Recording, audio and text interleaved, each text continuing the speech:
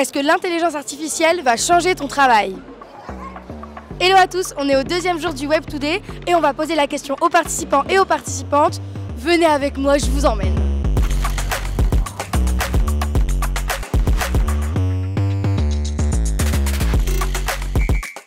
Est-ce que l'intelligence artificielle a changé des choses dans ta manière de travailler? Alors à date, non.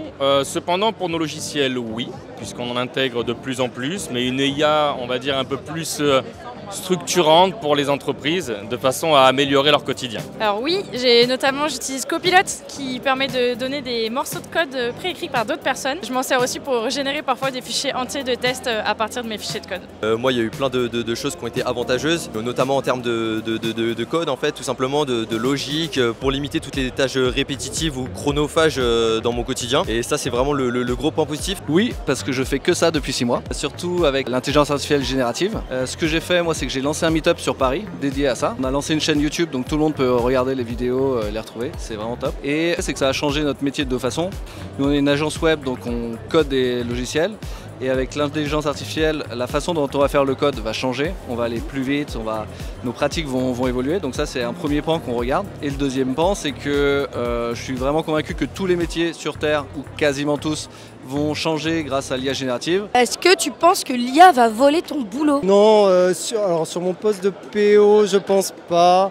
Je vois difficilement des postes, à vrai dire, où à court terme ça pourrait prendre la place, mais à long terme, pourquoi pas, ouais, sur des tâches très répétitives peut-être. Pas du tout, bien au contraire. Je pense que ça peut même en créer et surtout faciliter la vie des gens au quotidien sans pour autant effacer certains jobs actuels. Moi, ça me touche pas aujourd'hui parce que du coup, j'interviens énormément avec des clients en direct. On a toujours besoin de ce lien en fait entre clients et professionnels, donc on est toujours obligé d'échanger. Donc l'IA n'interviendra pas forcément, mais je pense qu'à l'avenir, ça pourrait. Non, je pense pas que l'IA va voler mon travail à proprement parler. Je pense plus que c'est un outil qui peut nous permettre d'améliorer notre productivité et de simplifier notre travail finalement.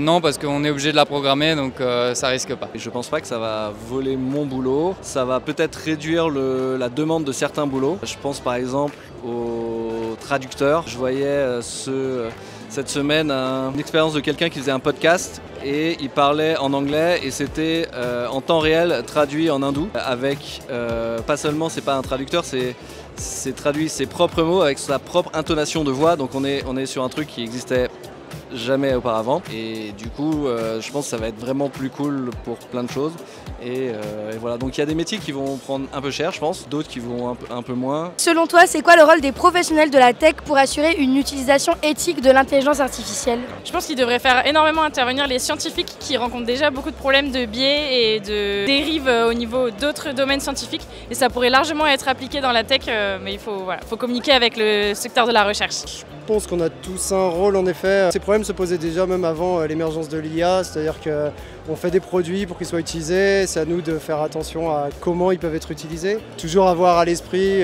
peut-être les mauvaises utilisations qu'on pourrait en faire et puis essayer de les éviter si possible.